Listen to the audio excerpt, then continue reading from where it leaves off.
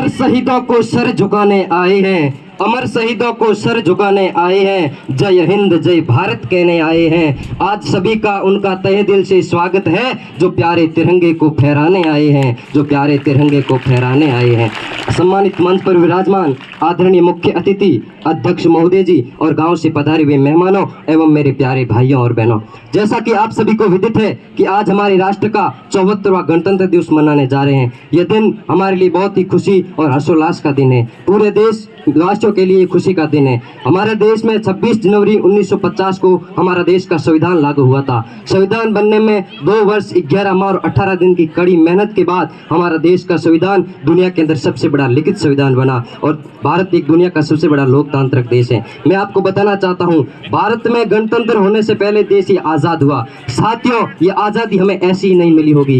एक माता ने अपने बेटे को फांसी पर झूलते हुए देखा होगा, कैसे एक बहन से उसकी राखी छीनी गई होगी और एक कैसे एक पत्नी से उसका मांग का सिंदूर उजड़ा गया होगा, तब जाकर ये देश आज़ाद हुआ। आज़ादी ये अनमोल है, इसका मोल जानो। आज़ादी अनमोल है, इसका मोल जानो। हम कहते हैं अगर आज के युवाओं को बताए ना तो इतिहास के बारे में कुछ पता ही नहीं है। वो सिर्फ सोशल मीडिया की फुर्सत में रहते हैं। उनको देश के लिए कुछ क्या करना है उनके बारे में कुछ सोचते ही नहीं है। इसीलिए बलिदान क्या होता है, बलिदान के बारे में एक पंक्ति बोलना चाहता हूँ कि बलिदान कभी जाया नहीं होता, बलिदान कभी जाया नहीं होता। मिट जाने से कोई पराया नहीं होता, मिट जाने से कोई पराया नहीं होता है। कौन नजरों का फेर है मेरे यारों, नजरों का फेर है मेरे यारों, वरना कौन कहता कि रातों में साया नहीं होता, कौन कहता कि रातों में साया नहीं होता। साथियों, हमारा देश के ऐसे अनगिनत जवान थे जिन्होंने देश के लिए बहुत स्वतंत्रता के लिए आंदोलन की लड़ाइयाँ लड़ी। भगत सिंह, चंद्रशेखर आजाद, सुभाष चंद्र बोस, ऐसे अनगिनत वीर योद्धा थे जो इस माँ भारती को आज़ाद कराने के लिए लड़ाई लड़ी। साथियों, वो देश के लिए शहीद हुए ना,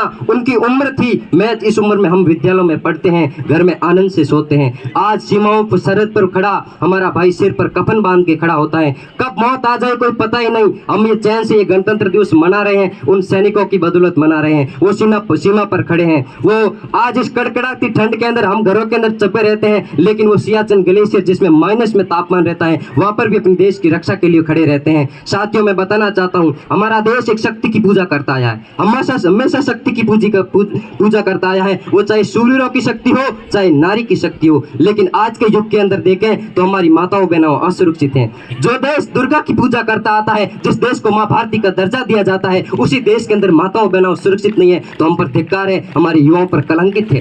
धिक्कार है, डूब के मर जाओ चलो बर्फानी के अंदर। वो देश जिसमें महाराणा प्रताप जन्मे थे, वो वीर योद्धा वीर सावरकर जैसे इस देश के अंदर बलिदान हुए थे, उस योद्धाओं के देश के अंदर आज माता बहना सुरक्षित नहीं है, तो युवा तुम हो कहां? अरे लाल खून नहीं तो लाल किसके, अरे लाल चेहरा नहीं तो कंकाल किसके। धिक्कार है जो जग नहीं पाई जवानी। तुम्हारी जवानी जब तक जगेगी नहीं देश के लिए। साथियों, इस गणतंत्र दिवस पर भाषणों से कुछ नहीं होता। साथियों, देशभक्ति समय मांगती है। फेसबुक, इंस्टाग्राम, इस सोशल मीडिया की देशभक्ति हमारे लिए कुछ काम की नहीं है। देशभक्ति मांगती है समय, देशभक्ति मांगती है त्याग। इसके लिए हमेशा देश के लिए कुछ समय देना जरूरी होता है। सिर्फ 1-2 घंटे से देश हमारा आगे नहीं बढ़ने वाला है। देश को आगे बढ़ाने के लिए हमें दिन रात प्रयत्न करना होगा। जिंदगी के दिन के 24 घंटों में से कम 4 घंटे हम देश के लिए देना जरूरी है। जब जाकर हमारा देश आगे बढ़ेगा और दुनिया के अंदर सिरमौर पड़ेगा। रही बात बच्चों की, कहना चाहता हूँ, ये बच्चे ये आज छोटे हैं, कल इन पर भारत का भविष्य आएगा, ये भारत की बागडोर संभालेंगे। लेकिन मगर इनका थोड़ा पथ अगर हम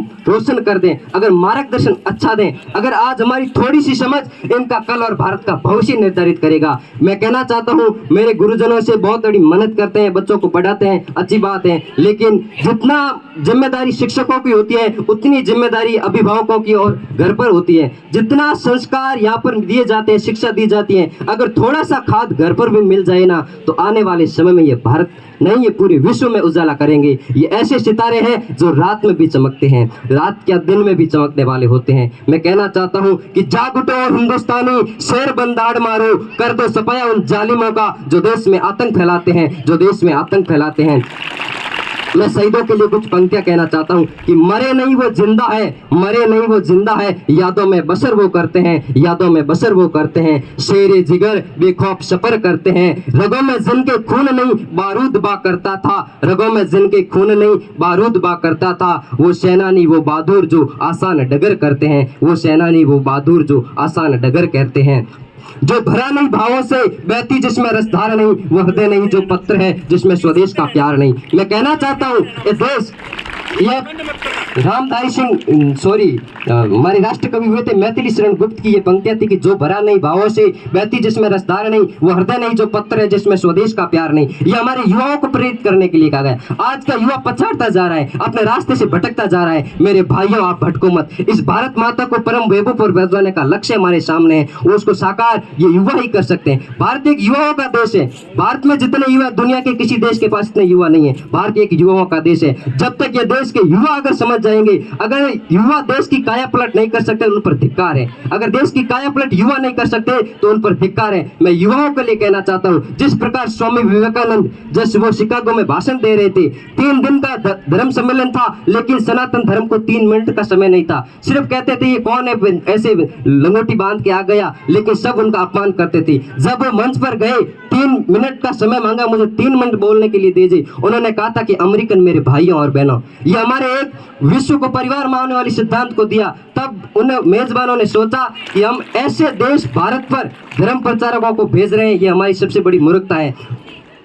उन्होंने शिकागो के भाषण में ये मनोपनिषद अध्याय नंबर 4 और 71वां श्लोक कहता है कि अयम निज प्रवृत्ति गणना लघु चेतसा नाम उदार चरिता नाम तु वासुदेव कुटुंबकम, कि यह तेरा है, ये मेरा, ये सोचने वाले तुच्छ बुद्धि वाले होते हैं। लेकिन संपूर्ण पृथ्वी को ही अपना परिवार मानता है, वो एक उदार चरित्र वाले लोग बात करते हैं। ये हमारा चिंतन रहा है, हमारा ऋषि मुनियों का चिंतन रहा है। भारत की प्राचीन सनातन संस्कृति इस बात का हमेशा संदेश देती आई है। भारत सिर्फ यानी शास्त्र भी दुनिया में लेकर नहीं गया, शस्त्र लेकर भी गया। भारत दुनिया की रक्षा भी की, सबका शरणार्थी भारत बना।